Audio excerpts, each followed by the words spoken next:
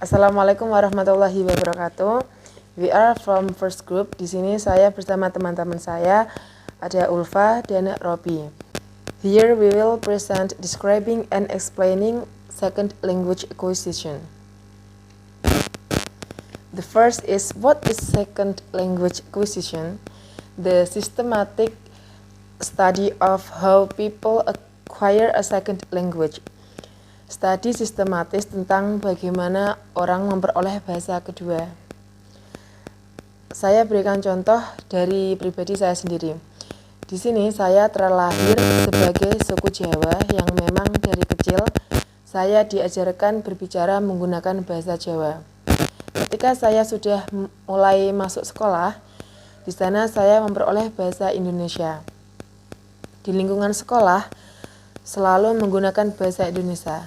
Jadi, bahasa Indonesia tersebut menjadi second language saya.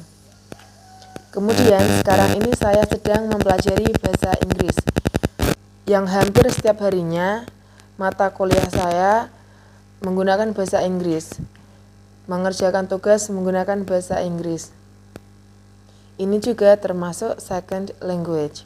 Beda lagi dengan orang lain, misal dari prodi PAI maupun bagi SD, mereka tahu bahasa Inggris sekedar tahu, jadi bahasa Inggris di sana itu menjadi foreign language, bahasa asing, bukan second language seperti kita yang mempelajari bahasa Inggris. Bahasa kedua itu tidak selalu cuma satu saja. Semisal kita mempelajari ada bahasa Indonesia, bahasa Inggris, berarti itu sudah menjadi bahasa kedua, ketiga, keempat, dan seterusnya. Memperoleh bahasa kedua selain komunikasi juga bisa untuk hiburan karena mereka senang belajar bahasa. Juga second language seringkali sebagai sarana memperoleh pendidikan atau mendapatkan pekerjaan. Selanjutnya yaitu, what are the goals of SLA? Goals of SLA di sini bukan mengarah untuk ke tujuan, tetapi lebih ke how to get second language, how they become more fluent in their use of second language, bagaimana mereka yang belajar bahasa itu bisa lebih fasih dalam menggunakan second language-nya. Misalnya mereka mempelajari pronunciation, kita ambil yang di sekitar kita aja dulu ya, yaitu pronunciation logat bahasa Indonesia. Kalau kita orang Jawa biasanya ngomong gimana itu kan gimana ya gitu kan, medok. Nah, lama-kelamaan karena kita mempelajari bahasa Indonesia itu medoknya dihilangkan. Jadi kayak gimana ya, seperti itu. Begitupun juga dengan bahasa Inggris, lama-kelamaan learners accent change over time. Terdapat dua faktor dalam memperoleh second language. Jadi yang pertama itu external factor. Faktor eksternal pertama yaitu sosial. Misal saya belajar bahasa Inggris di Pare. Di kos-kosan saya menerapkan rule English area. Jika tidak dilakukan, maka I will get punishment. Dengan melihat lingkungan sekitar berinteraksi menggunakan bahasa Inggris, maka lama-kelamaan saya terbiasa dengan kosakata yang menggunakan bahasa Inggris. Hal tersebut merupakan the opportunities learners have to hear and speak the second language and the attitude that they develop towards it. Yang kedua yaitu internal faktornya, motivasi dari diri sendiri. Karena kayak saya sendiri pengen bisa bahasa Inggris, jadi saya pergi ke Pare, motivasi diri sendiri. Karena kan bahasa Inggris bisa digunakan untuk mencari pekerjaan atau untuk have fun saja seperti listening to music or watching film. Jadi seperti itu. Materi selanjutnya adalah two case study. Apa yang dimaksud two case study? A case study is actually a detailed study of a learner's acquisition of an second language. Jadi dalam two case study ini akan diberikan contoh penerimaan bahasa untuk para second language learner. Oke, ada dua, yaitu yang pertama adalah case yang pertama adalah an adult learner that learning English in surrounding in daily communication, dan yang case yang kedua adalah children learning in English in a classroom. Oke, mari kita bahas yang pertama. Yang pertama adalah a case study of an adult learner. Oke, dalam case ini contohnya adalah Wes adalah seorang artis berusia 30 tahun. Nah, and he is actually native speaker of Japanese. Wes ini mulai mempelajari bahasa Inggris ketika berkesempatan bekerja di Hawaii. Dalam contoh ini, Wes adalah naturalistic learner atau someone who learns the language at the same time as learning communication unit. Jadi seseorang yang belajar bahasa sekaligus belajar mengkomunikasikan atau mempraktekkan bahasa tersebut. Namun dalam naturalistic learner ada satu hal yang tidak menjadi fokus utama dalam mempelajari bahasa secara intensif, yaitu grammatical feature.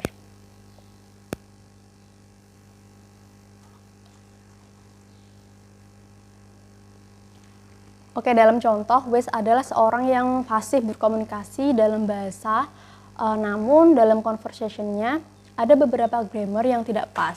Itu karena Wes belajar dengan tipe fixed expression atau menerapkan apa yang sudah dia pelajari dari native speaker yang asli atau native speaker of English.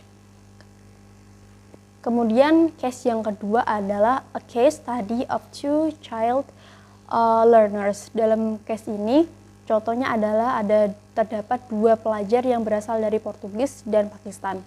Mereka actually baru saja pindah ke London dan ingin pindah ke SMA lokal di sana. Dalam hal ini, peneliti ingin mengamati kemampuan berkomunikasi mereka tentang asking and giving request. Dalam pengamatannya, pertama, kedua siswa tersebut hanya mengucapkan sepatah atau dua patah kata dalam berkomunikasi di kelas. Contohnya, ketika mereka meminta penggaris bundar, they say big circle. So, jadi mereka hanya mengucapkan satu atau dua patah kata. Setelah itu, yang kedua adalah siswa mulai menggunakan can dalam meminta sesuatu. Contohnya, can I have one yellow book, please? Nah, jadi tuh, mereka sudah menerapkan can dan please sebagai tambahan dalam berkomunikasi. Kemudian tahap perkembangan selanjutnya adalah they start to use fixed expression and give simple request. Contohnya, how do you do?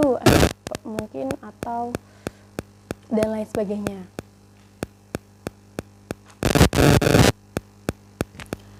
Dalam dua contoh tersebut menunjukkan bahwa pentingnya methodological issue yang dipelajari untuk second language dan mendeskripsikan third language.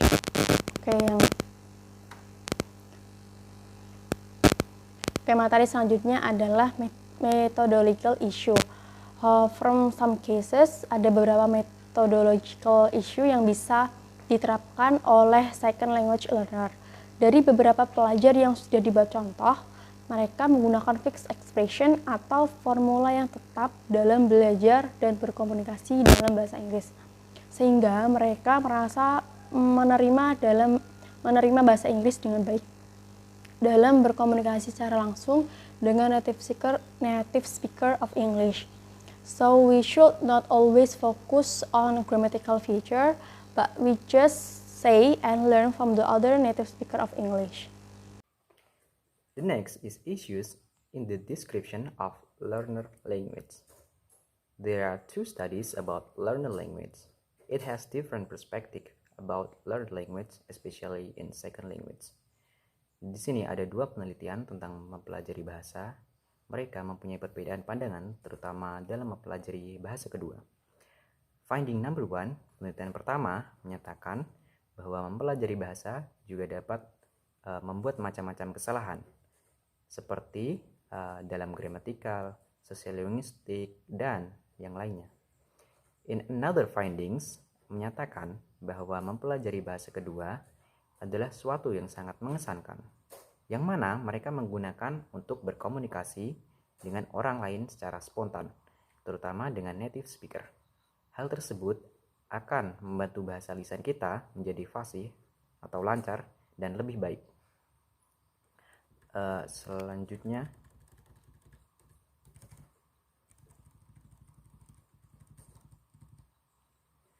An important issue in second language acquisition is the role that this formula plays, not just in enhancing learners' performance but also in their acquisition of second language.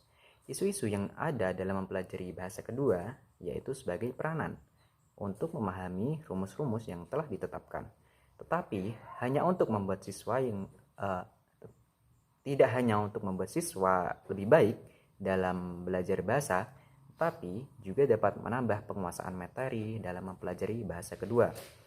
One of the most interesting issue raised by these case studies is whether learners acquire that language systematically. Salah satu yang paling menarik dalam isu-isu tersebut yang didasari pada penelitian yaitu seseorang pelajar mempelajari tentang sistem tata bahasa. Kemudian, penelitian tersebut merekomendasikan bahwa pelajar memperoleh aspek-aspek dari mempelajari bahasa kedua. Dan selanjutnya adalah issues in the explanation of second language acquisition.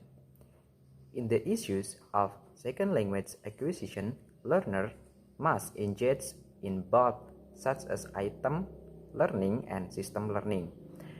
Di dalam isu dari penguasaan bahasa kedua harus diperoleh dari kedua bagian seperti item learning dan system learning. For example, when learners learn the expressions such as can I have blah blah blah, that is a part of item learning.